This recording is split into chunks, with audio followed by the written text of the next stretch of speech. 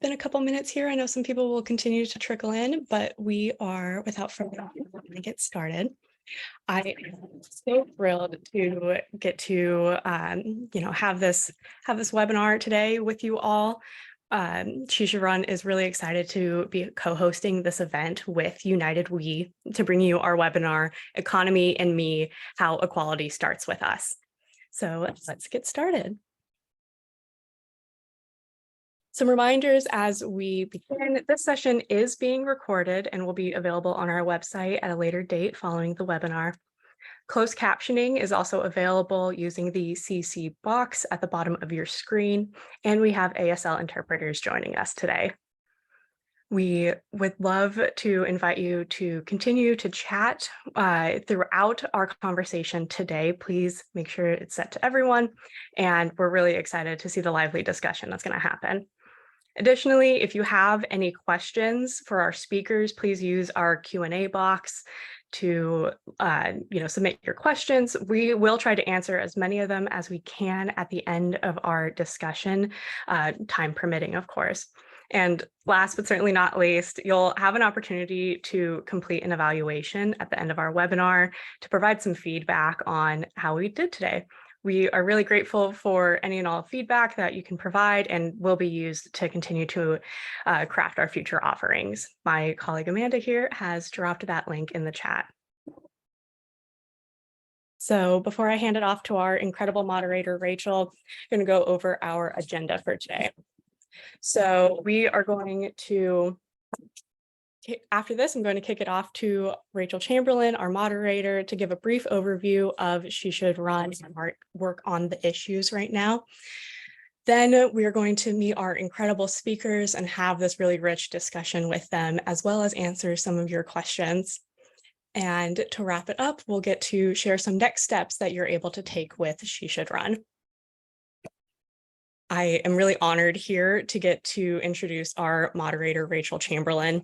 She's a seasoned early stage startup executive with a really strong history of guiding operations teams with high growth enterprises.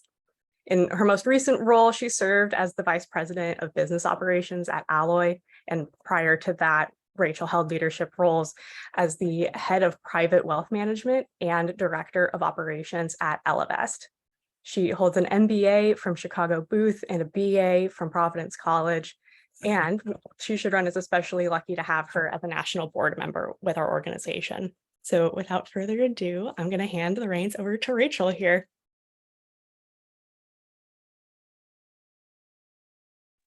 Thank you so much, Sophia, and welcome to everybody who's on the call today. I'm so excited to be here with you all. To start, I'd actually like to invite you to do a pulse check with us. You're going to see a poll pop up on where you are today in your leadership journey.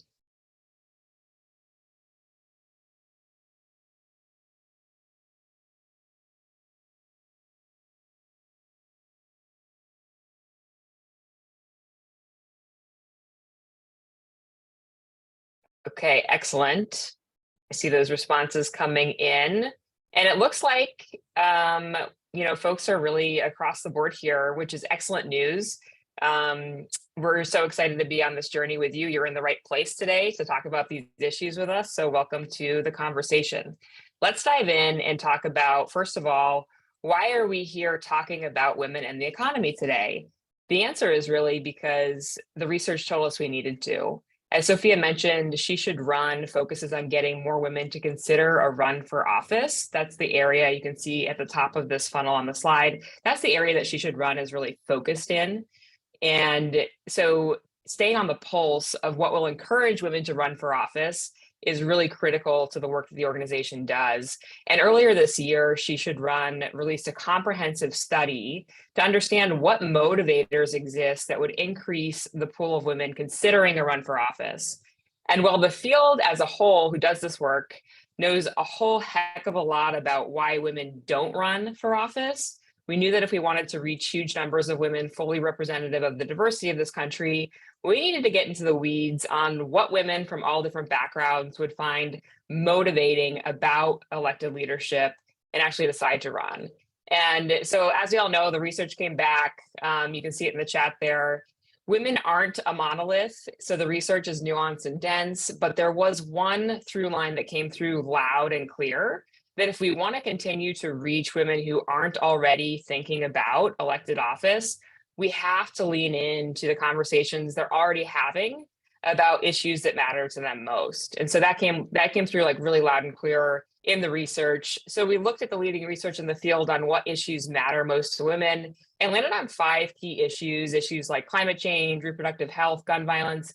And one of the key issues that we found is most critical to influencing women to consider a run for office is women in the economy. And so that's why we're here to talk about this today. Before we get to introducing our speakers, let's do another quick poll. I think, women in the economy is an important topic, and I want to see where are you all at with your knowledge level with it. Take a minute to fill that out.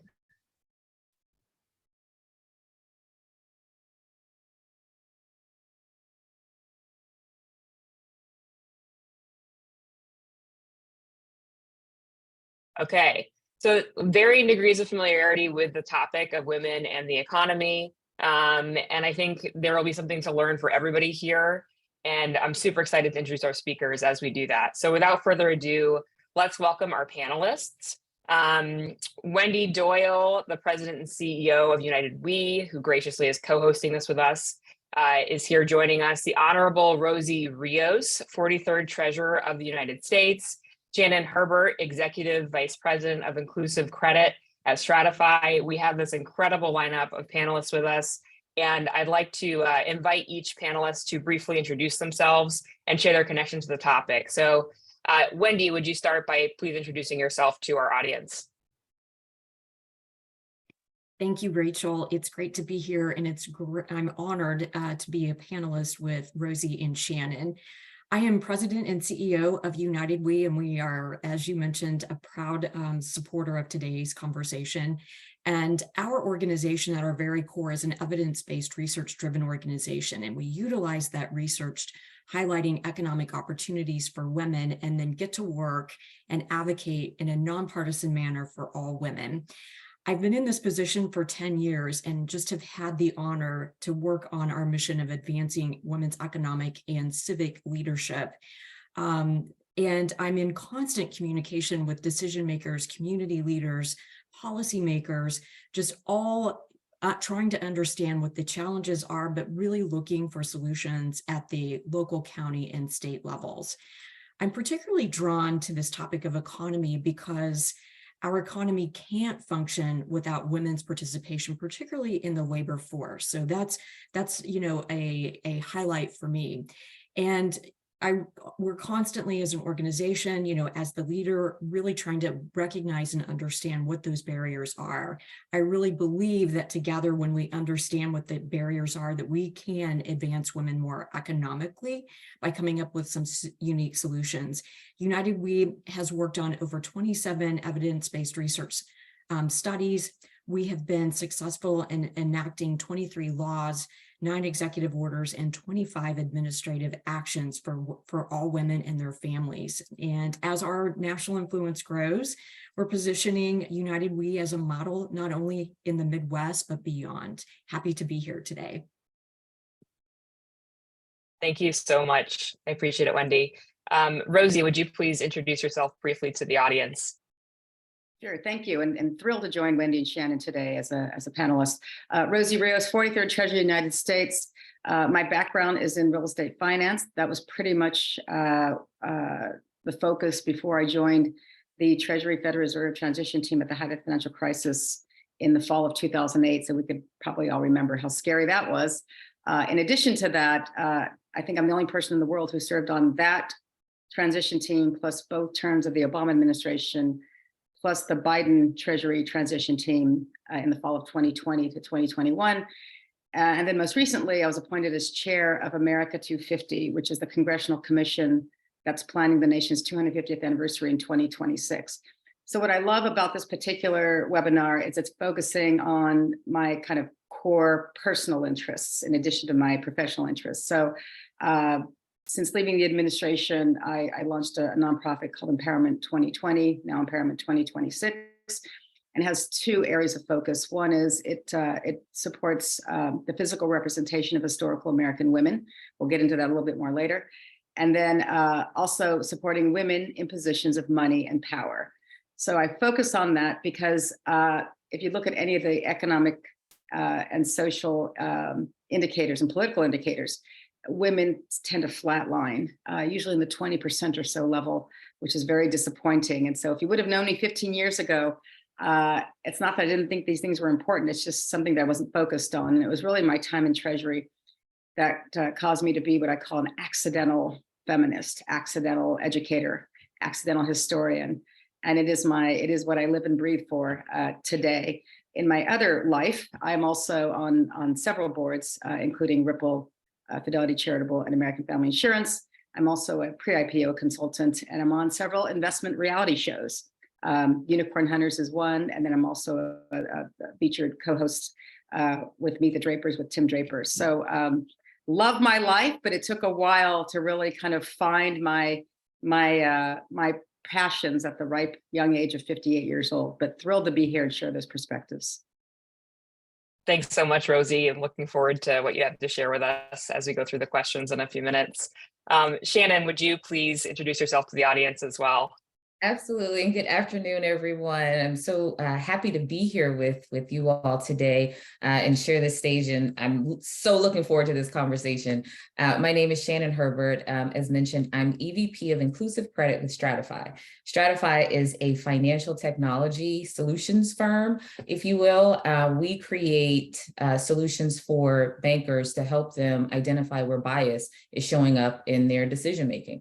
And we do this in two ways. If you think about automated decisioning that uses AI and machine learning, we're all talking about AI and we're talking about the dangers of AI. We actually have technology that can help identify where bias is in that data and help lenders reduce that bias so that they can make better decisions. We're also able to help on the underwriting side.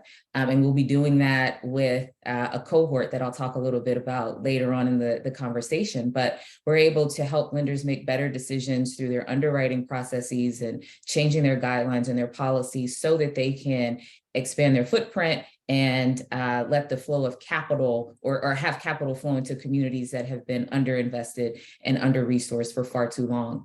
Our mission is to create financial inclusion, and I think that these products are innovative and forward-thinking enough that we'll be able to achieve that in the short term. Prior to joining Stratify, I was a commercial banker and didn't really start focusing on these types of issues until much later in my career. So I was a commercial banker for a little over 2 decades. And the last bank that I worked for was a CDFI, which stands for Community Development Financial Institution. And working with a CDFI, I was able to see not only the good work that was being done in the communities where these CDFIs were located, but just how deep these disparities and inequities ran. You could see where money was going and where it was not going, who needed financing, who needed access to capital, and what resources were there and which resources just never materialized. And so I wanted to learn more about how these disparities originated and what could be done to correct these or fix these or allow for us not to continue to perpetuate these harms any longer in the communities where we lived and worked. And that's when I began working with the Underwriting for Racial Justice Working Group, and Stratify now is working with this group to provide the same type of technology and innovation to 20 lenders for the next 2 years to help them make better decisions in the communities that they serve. Amazing. Thank you so much, Shannon. I'm really eager to kick this conversation off. Why don't I briefly tee us up on what the topic at hand is, and then let's dive right into the questions. Reminder, please drop your own questions in the chat, and we'll get to as many of those as we can at the end. Some of the other responses I saw from the poll we did a few minutes ago on what your knowledge is of the economy remind me of the time I spent in my career working with women and money. I often hear things like, I don't know enough, there's too much jargon, I need to take a class or read a book to do something about my own personal finances or to participate in a conversation. And if you're here and you're thinking, I don't know enough to have an impact. I have some news for you. You're already participating in and impacting the economy every single day. An economy, simply defined, is the way in which production or the making of goods and services and consumption, i.e. using them, occur to determine the allocation of resources. So if you are earning wages, if you're making a purchasing decision, if you hold debt, you're already participating in the economy. Now, when it comes to women specifically and the economy, we don't have to look far to see that there's inequality. There's that pesky gender pay gap we all hear about, where a woman makes roughly on average 80 cents on the dollar for the same work that a man does. In addition, research tells us that women invest at lower rates than men on average, hold less wealth on average than men, 32 cents to a man's dollar, and to boot, get less venture capital funding than men do, about 2%. I could go on. I won't, because there's also something in the data that's very encouraging, which is that the research shows us when women are included equally in an economy, it's better for that economy and for our society. It boosts economic growth. It leads to economic diversification and resilience. In fact, in the United States alone, McKinsey did a study that estimates there is $4.3 trillion on the table by the year 2025 if we were to get women to participate equally and fully in our economy. So we have a lot to talk about here. We're going to dive in very quickly. And there are some important conversations to have. We're going to have some fun as well, I promise. At some point in this conversation, we'll get to Barbie, to U.S. women's soccer, maybe even Beyonce. So stay tuned, hold on to your hats. But let's get right in. And my first question is for Wendy. Wendy, She Should Run has done a few of these webinars now, tackling big national issues like climate change, gun violence, and reproductive health. But something like the economy is such an all-encompassing topic. So to start us off, can you ground our conversation here with what United We understands to be the most pressing ways that the economy affects women's lives? Sure, and thank you for the question, Rachel. And I would just add to put some context to your opening. We have recently hosted town hall sessions to talk about the economic impacts that families are facing here in the Midwest.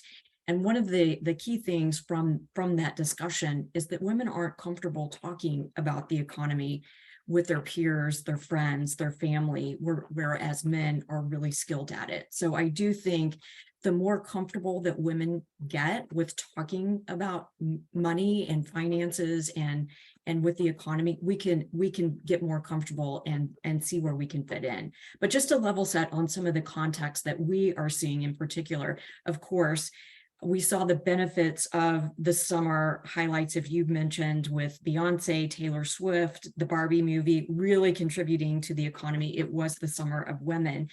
But some of the key issues that you've already mentioned, such as inequity in pay, is still holding women back for fully participating in the economy. Certainly, lack of affordable and accessible childcare is a significant piece of the conversation that the economy will be seeing not only now but in the future as federal funding is running out. Paid family and medical leave is a priority to retaining women in the workforce. So we've heard that loud and clear. And then certainly, as you've already highlighted, access to capital for women entrepreneurs is something that's significant, for women's participation in the economy. Amazing. Thank you, Wendy.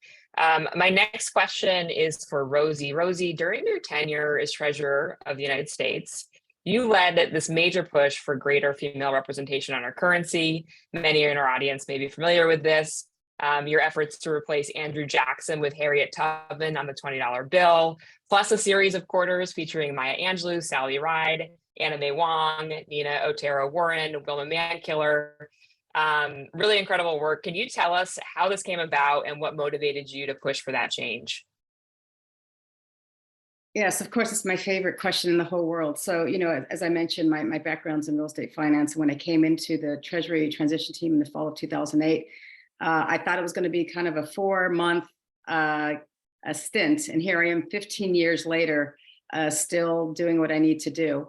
That concept of a woman on our Federal Reserve notes really came to me during that transition period where it was a very stressful time, and I used to take my breaks in the Historical Resource Center at Treasury. People wouldn't realize that Treasury didn't just produce currency, they produced all the financial products of the federal government. Is one of the first things that George Washington did when he became president in 1789, is he appointed Alexander Hamilton as Secretary of the Treasury. And so everything from postage stamps to food stamps to savings bonds to military payment certificates, all of those products were housed produced at Treasury and housed in the Historical Resource Center. And all those times of heightened stress, when I would take those breaks, I saw a pattern every time I looked through these renderings and concepts and designs, that every single image that I came across of a woman was not a real woman. They were allegorical, like Lady Liberties. But every single image that I came across of a man was a real man, a founding father, a president, a cabinet member. And I did a little bit more research, and I realized that the US has never had the portrait of a woman on its Federal Reserve notes in the history of those notes. And I thought it was odd, because at that time, there were almost 30 countries that had women on their modern day currency. So I asked the director of the Bureau of Engraving and Printing, where the currency is produced, and his deputy the same question: why hasn't this ever happened before? And they all had the same answer independentely, which is no one's ever brought it up. So that became my mission. I found my place in life, I guess. At the time I was 42 years old.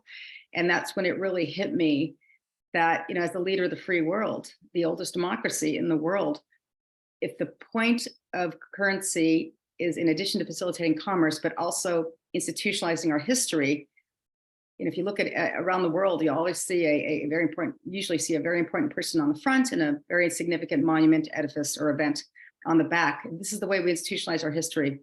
How can we be missing half the population, and of all places in the US? So that became my mission. I came on board in the administration specifically to make a difference in that world. And Secretary Geithner, my boss, was amazing. It obviously took a while, but we did make the announcement after a very ambitious public engagement initiative launched in June of 2015. But in April of 2016, you may recall, we announced Harriet Tubman on the $20 bill. Still a work in progress. But I didn't want to stop there. In fact, in 2016, I also started a process for getting women on our quarters. So kind of strange that to change our paper currency by law in the US, it's one person. It's not the president, it's not Congress, it's the Secretary of the Treasury. But to change coins is literally an act of Congress. And 5 years later, yes, 5 years, it took me to pass the legislation to put women on our quarters. So if you've seen them, the first one came out in January of last year, 2022, Maya Angelou. It's the first time in the history of our country that we've had a Black woman represented on our coin or currency. And there's 5 per year until for 4 years. There'll be 20 women featured on these quarters by 2025. So exciting for me, but again, it's just a dent. And I want to leave that story with just one comment, which is change only happens when we don't settle. And I think my journey, my 15-year journey continuing, is a sad representation of what I think most of us need to go through with whatever it is where we're trying to make a difference. But it can happen. It's worth it. I promise you it's worth it, even though I think I have paid a price in many ways. I'm not stopping. Thank you so much, Rosie. Really incredible to see some of the claps and responses in the chat to the incredible work that you've done on our national currency. Excited to see those continue to roll out. One thing you mentioned as you were making your comments is the public engagement you were able to achieve as you worked on that initiative. Can you tell us more about that? Yeah, so this level of change is controversial. Believe it or not, it sounds simple, but it's not. I mean, if you do the math, again, this idea came to me in December of 2008, and we didn't make the announcement until April of 2016. I was the longest serving senior Treasury official in the administration. And again, there are reasons behind why it takes so long to make change, even in a very supportive environment. But that public engagement process really provides some validity in terms of getting the public's input. It had to be grassroots, it had to be Main Street focused, and it had to be, again, what the temperature of the country was. And so, even though, again, by law, it's the Secretary of the Treasury who makes that sole decision, we've felt strongly that that public engagement process would be a significant part of the effort. And so in the end, when we made the announcement of Harriet Tubman on the $20 bill in 2016, I also made sure that we posted the database of the feedback that came through the public process, which was almost 300 historical American women. I didn't want it to be about just one woman or 10 women, but the hundreds, if not thousands of women who've been overlooked in our history. And so again, that was the benefit of having that database posted on our Treasury website, because it became a public document. And that level of transparency is very important as we make change. And that's also what we're going through now. So as chair of America 250, which again is this congressional commission planning the nation's 250th anniversary in 2026, we launched our own public initiative called America's Invitation. We just launched this last July 4th at the Milwaukee Brewers against the Chicago Cubs game in Wisconsin, intentionally, middle America, intentionally inviting the public through this video and through this portal on america250.org, where people can share their stories, their memories of the bicentennial, if you have them, and most importantly, their ideas for how we should be commemorating this very once-in-a-lifetime historical milestone where a very young country turns 250 years old, but knowing that our history was long, that we technically are obviously honoring the signing of the Declaration of Independence from 1776, but we think this should be everyone's journey before the signing, and continue on, not just ending in 2026, but this journey continues on moving forward and becoming that more perfect union. Amazing. That's such an inspirational story, Rosie. I know we are so grateful to have you for the time we can't have you. You have to leave us at 1:30, and I'm excited to share more with the audience and with Shannon and Wendy. Can you share any closing remarks or advice you have, particularly for how folks in the audience can get more engaged and active on this topic in their own communities? That to me? Yes. Yeah, Rosie. Yes. Because I know you have to leave us, so I just wanted to. Oh, thank you. Thank you so much. Yeah. So again, the thing about change is really, really hard. What I mentioned about change only happens when we don't settle. But I think it's, finding your voice and owning your power, I think for me has been the most powerful thing that one can say and own for themselves. Again, this is why women, money, and power are the three words that are probably the most important to me, is because, we are half the population. We are the engines of the economy. And in fact, the underutilized engine of the economy that obviously if we were fully participating, it would make a huge difference overall. And so people wonder, what is my metric for how do we know we're going to be successful in 2026? My response is the same. America has a very challenging history, but people still want to be here. And my goal is to make as many Americans as possible feel like this is the land of opportunity all over again. I want people to feel what I felt as part of the bicentennial as an 11-year-old girl in 1976.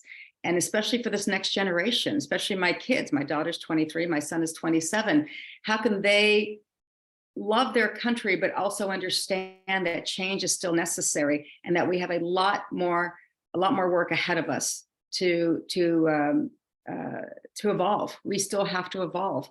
And the fact that I've been still talking about currency from a project that I envisioned 15 years ago is very frustrating for me. But again, I do think that this next generation has that passion and purpose that's going to be needed to make the change that I think we're all not just waiting for, but we're all trying to do together. And I think webinars like this, the fact that all these folks from all over the world are taking the time to empower themselves, I think that's the best you're going to ask for. So thank you to She Should Run for inviting me. I was thrilled to be part of this, and I apologize, I do need to go, but please keep me in mind for future activities. Thank you so much, Rosie. Thanks for your time. Thank you. I appreciate it.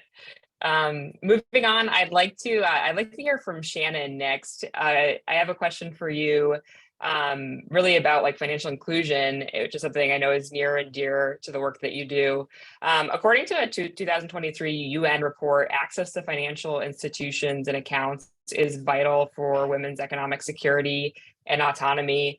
Over the past few years, you've been helping lead an impressive grassroots group for systemic change called Underwriting for Racial Justice. Can you tell us what your group's mission is and how your work is breaking down systemic barriers to women's financial inclusion? Yeah, absolutely. So, first I have to give a major shout out to Beneficial State Foundation for leading this work, because their Chief Impact Officer, Erin, really was the mastermind behind all of this.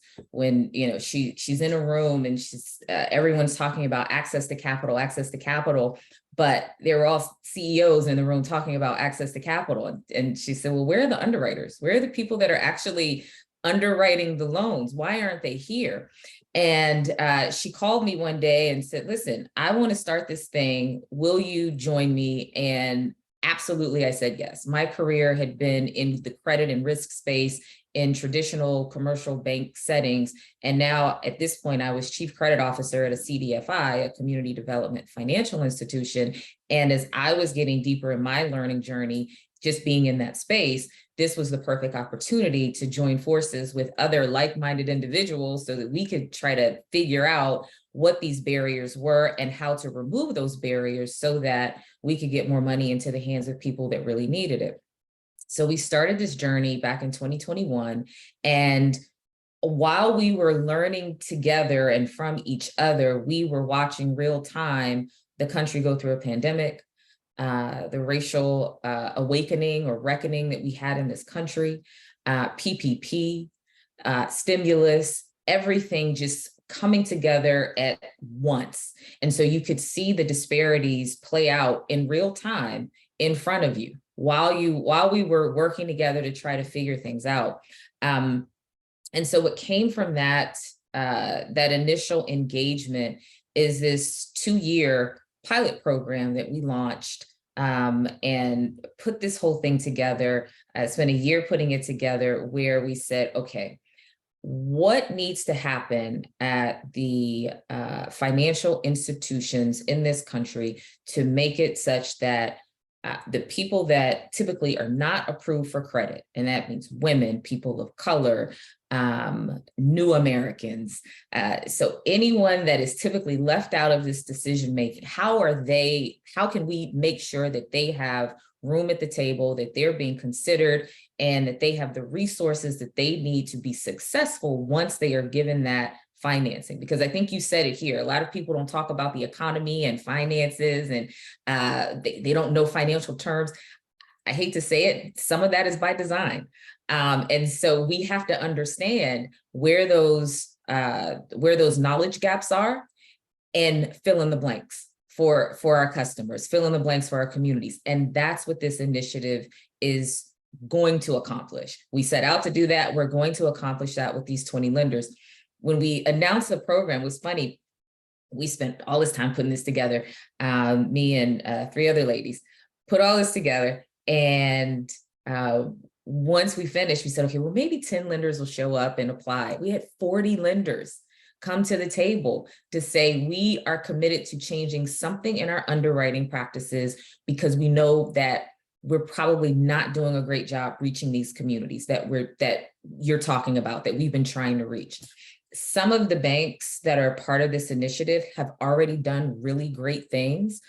There's one bank in the Northeast that has a small business lending program for women specifically. There is another that we have 2 native CDFIs. So they are working with Native American and Indigenous communities to help them have these conversations in addition to providing them with financing.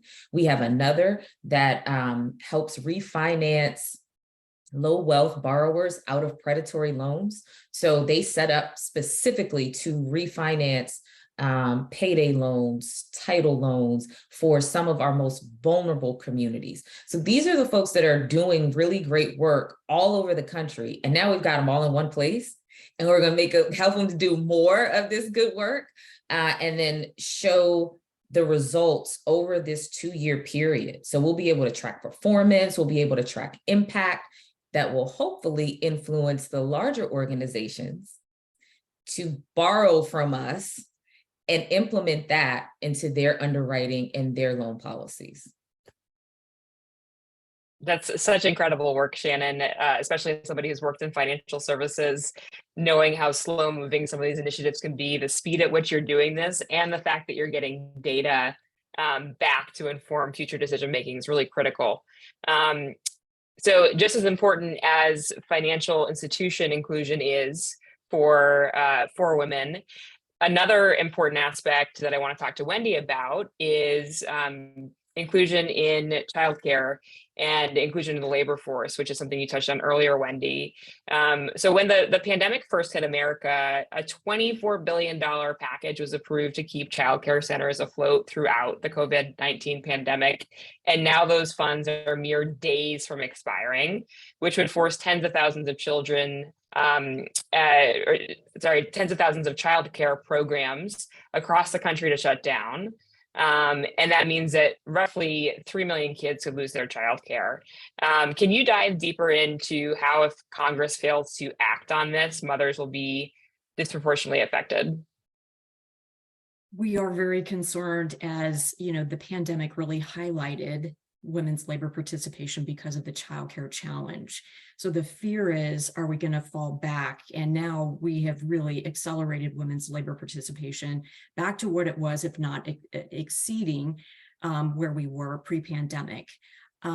So by the Congress not acting, and there are a couple of, there is a kind of a middle asking for some federal funding, $16 billion of cash now that the American Rescue Plan Act funds are running out, kind of an additional infusion to continue to stabilize the childcare sector.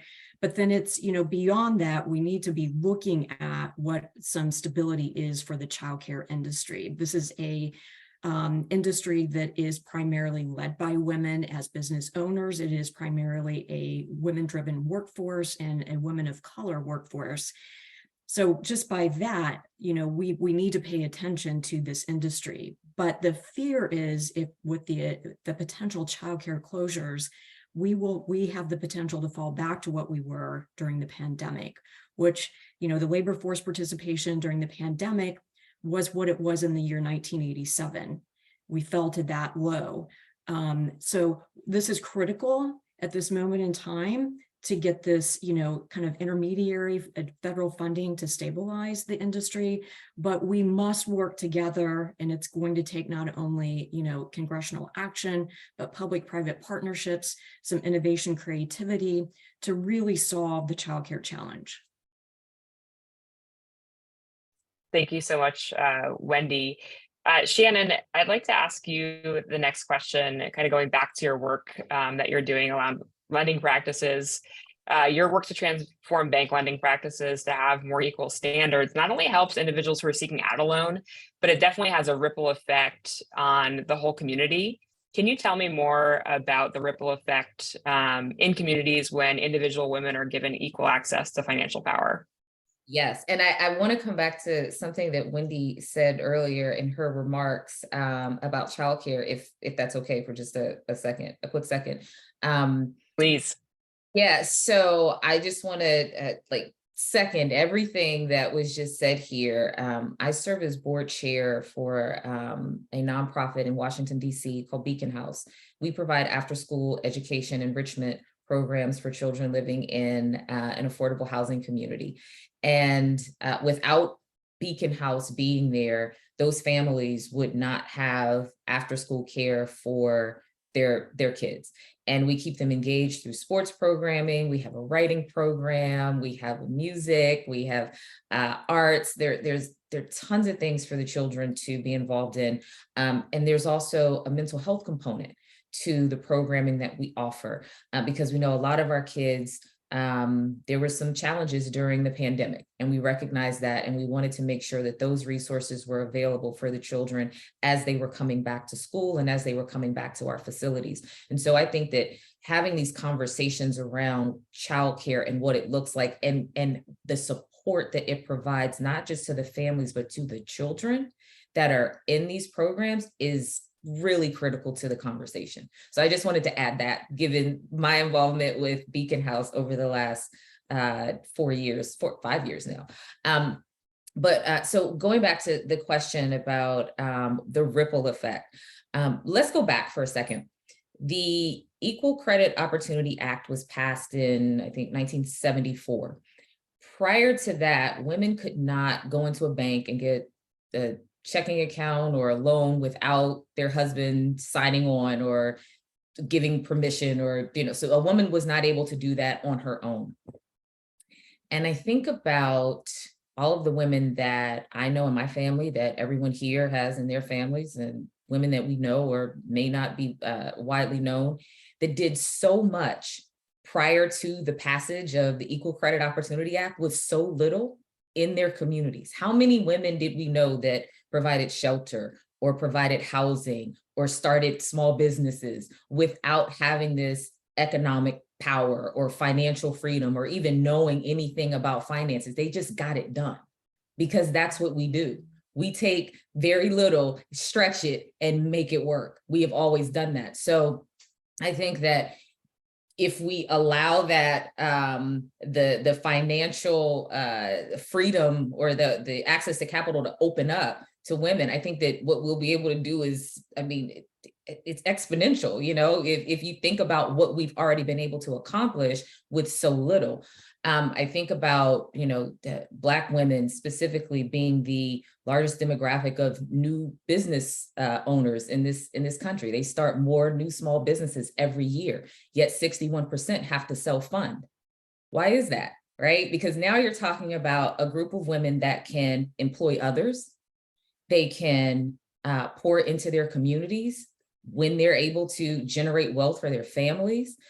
They can provide goods and services to their communities. They can also help prop up another small business by purchasing from them to help with some of the work that they're doing. So there's this ripple effect that happens when you start to fund the folks that are creating the businesses, creating the opportunities. But why wouldn't you do this? This is just smart business, right? We've already proven ourselves, and we've proven ourselves with very little. So opening up the gates, I don't think there's a downside to that. I think that's exactly right, Shannon. When women have more money, it's better for everyone. That's what all the research tells us. And thank you so much for your comments there. One last question for Wendy, and then I want to get to some audience questions. We have some great audience questions coming in. Wendy, we've got to talk about pay equity when we have this conversation. I think it's just an important topic to bring up, especially because we've seen some wins lately. We've seen public figures like Taraji P. Henson and the U.S. Women's National Soccer Team advocate for their salaries to match their male counterparts. How do we and the listeners on this call channel that unapologetic self-advocacy in our everyday lives? At the very core, to prepare to advocate for yourself, it's really knowing the facts. So there is so much information and data out there to research on what the position has the opportunity to actually make, and to be able to bring that evidence to a conversation with a supervisor and advocate for yourself. Now, keep in mind, it's appropriate to look at performance, but certainly to advocate just at the bare minimum of equal pay for equal work between women and men. That should be a part of the conversation. Men are extremely skilled at doing the research and are really good at negotiating. We've had some conversations on college campuses and at universities across the country with women who are graduating and preparing to enter the workforce. And we ask them anecdotally, who will you go to negotiate, to get negotiation support and tips when you are advocating for your first position? And over 90% of the young women go to their fathers. So as women, we need to do a better job of negotiating for ourselves so we can model this for our future generations. The pay gap also happens when women step out of the workforce and then re-enter. And so again, looking at, as you are raising your family, there's so many skills that you are doing that once you re-enter, again, advocating, but there is so much research and data out there. I think the key and most underlined takeaway is pull the data together and then have an informed conversation. And that is certainly, I love that, Wendy, because it's an act that everybody on this call can do. Like, take the data, negotiate, make the ask. It's definitely an act of resistance that is, it's accessible.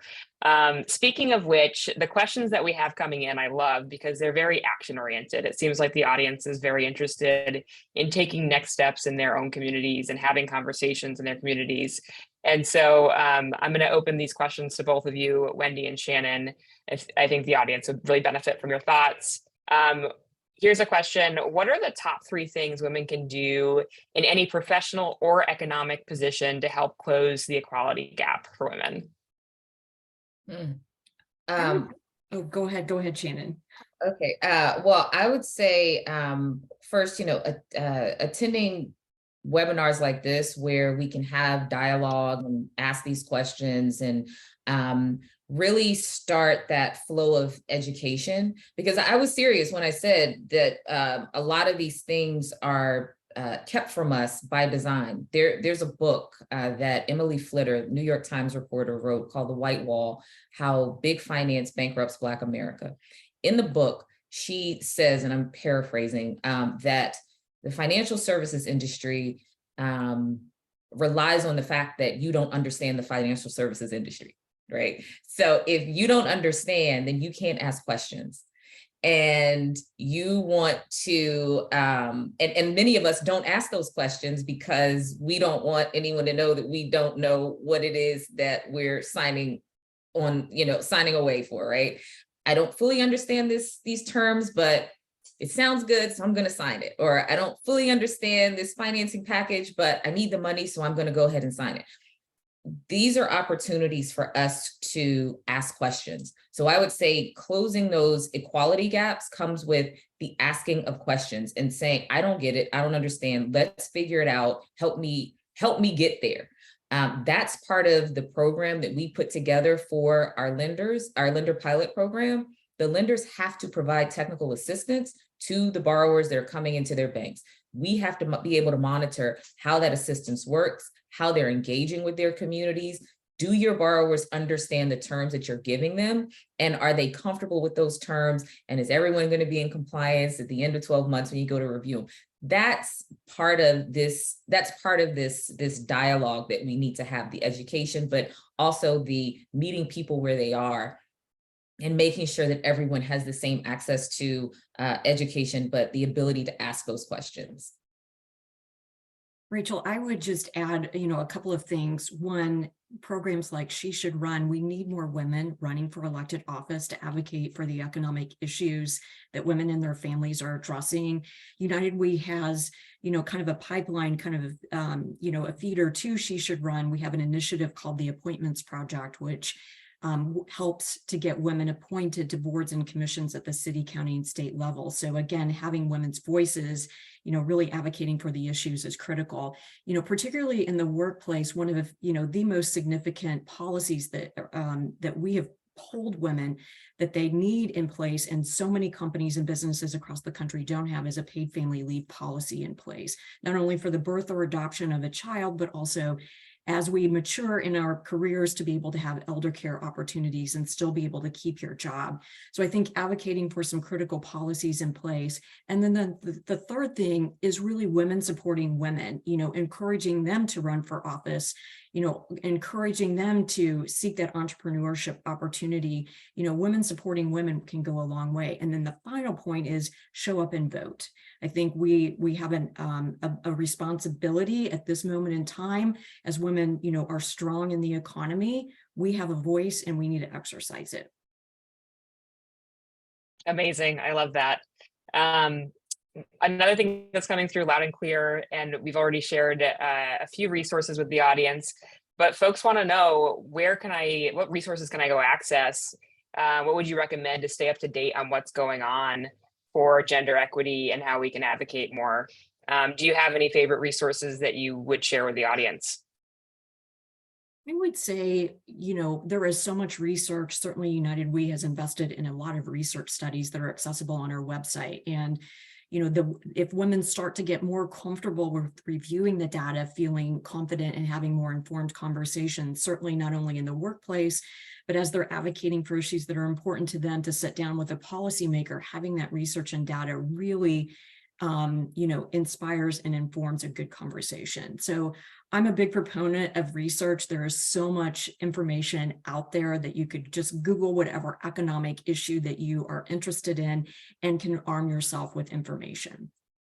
I would also add Brookings Institute does a lot of research, especially at the intersectionality of gender and race. And so you can see how some of these issues impact Black women, Latina communities and others, where while we may have equity gaps or equality gaps, it's definitely segmented along racial and ethnic lines. And so it's important to understand what those nuances are as well, so that when we are encouraging women to run, they're running on those issues that are on those nuances, right? And those things are specifically being called out, because if one of us isn't making it, then none of us are making it. So we need to make sure that we're including everyone's specific challenges as part of the conversation so that we all move forward together. I love that. And thank you to the She Should Run team for adding some of those links into the chat for folks. I think we have time for one or two more questions, and then we'll move on to our wrap up here. This one specifically is a question from someone who identifies as a young person. How do you recommend making an impact on gender equality in the economy as a young person? I personally saw my mom experience hardship re-entering the workplace after taking time off for her kids, and I don't see that issue being talked about enough. I think it's a great point. And we've talked about a lot of tools and resources, certainly as a young person to start now of, I'm a proponent of the research, and there's so much information out there to start having those conversations with your peers, so that when it comes time for that negotiating for that first position, or as you are midstream career, you feel confident and comfortable with taking that action. And again, big proponent of starting out now, of being supportive of one another, women being supportive of one another to take that leap and apply for that opportunity, or, take the opportunity to apply for that promotion. But again, it's not too early to run for elected office either. So again, She Should Run is a great resource to encourage women to engage, and get your voices heard. Excellent. Anything to add to that, Shannon? No, I agree with that. I think those are all really great points. The starting early piece is really critical, I think. We all talked about where we started in our journeys in this space, and my journey started later. Rosie, her journey started later in her career. But the sooner that you can do it, I think the better. Had I known, or had I been fully aware of just how deep some of these issues were, then I would have definitely jumped on them, earlier in my career. It wasn't part of my day-to-day. It wasn't part of what I was involved in. But once I was involved in it, then I realized, like, this is where I need to be, and there's some things that I need to change. So I think that having more people in speaking truth to power, basically, saying this is wrong, this is right, these are the things that need to change, but also find the folks that are already doing this work. That was one of the surprising things and comforting things for me when I started doing more of this advocacy work and really getting involved in racial equity issues. I thought I was on an island by myself until I found these groups, and they're all over the place, and you find them and they're like, I didn't know you were doing this. Hey, welcome, and so it's like this family that I have now that's across the country and even internationally, where we're all able to connect and share ideas and learn from one another. But again, it's that collective voice that we need to move things along. I love that. Start early, find your people, and there's little limit to what you can accomplish. Wow, this hour is flying by. We're just about to wrap up here. In a moment, I'll ask our panelists to share their closing remarks. Before I do that, I'd like to remind everybody, please, we want your feedback on this webinar. We want to hear from you. Look in the chat. Amanda just posted a survey. We really want to be able to continue to improve our programs and provide helpful resources for women like you. The other thing I would highlight is we will be continuing this important issues conversation in just a few weeks on October 25th. We're partnering with YWCA and Represent Women to bring you a discussion on how women can address racism in their local community. So please get that on your calendars. And the last thing I'd like to do is really to hear Shannon and Wendy from each of you, any closing remarks that you leave our audience with. There were so many great pieces of information, action items. It was a very action-packed session. I like that. Is there anything you would leave our audience with as we close out at the top of the hour? Shannon, let's start with you. Yeah, I think, for me, it's all about using whatever position you're in to do something and to make a change. Where I sat, I did not think that it was possible to change a system, right? You get this big thing in front of you, and why would anybody listen to me? I'm just one voice. But when you start talking about challenges, when you start talking about disparities, when you start talking about things that just aren't fair, and there's real examples, real data behind what you're saying. This isn't just opinion. This is real data is showing us that these things exist, and in some cases are getting worse for certain groups. You can't argue with the facts. And so using that information to then create a platform or create a program or to start an initiative, it sounds scary, but it can be done. I said, hey, I think it's a good idea to start a loan fund to help support small businesses that may miss their payments if these small businesses are located in underinvested areas or under-resourced areas, or these are borrowers that never receive access to funding. Started writing something down and people got interested, right? And so that's how these things start. So if you have an idea and you think that this idea can move things along or move things forward or change things for the better, do something. Get involved with an organization that's already doing the work, or start it yourself. You don't have to wait for anyone else. Start it yourself. Just get started. I love it. Thank you, Shannon. And Wendy, what would you like to leave the audience with? I would leave the audience with, we've talked a lot about voice today, and I would just encourage our audience to utilize their voice, don't hold back, but also work to get a seat at the table, whether that be, the appointments project or raising your hand to lead a project within your workplace. But, step up and get a seat at the table. And then finally, support our women candidates who are running for elected office. If you do not want to raise your hand, there are great candidates that have, and we women need to support these women candidates who are running for elected office. My final thing I would say is that we are, entering election season for 2024. It's a long way away. But to not tune out and tune in, because there's going to be a lot of economic conversation that women need to learn, educate themselves, and most importantly, show up and vote. I love it. Well, thank you so much, Wendy. Thank you, Shannon. Thank you, Rosie, not only for your time today, but for the critical work that you're doing to advance women and to close the equality gap economically for women in the United States. So thank you on behalf of the audience. Thank you. And we hope everybody will join us on October 25th for our next webinar. Have an amazing rest of your day.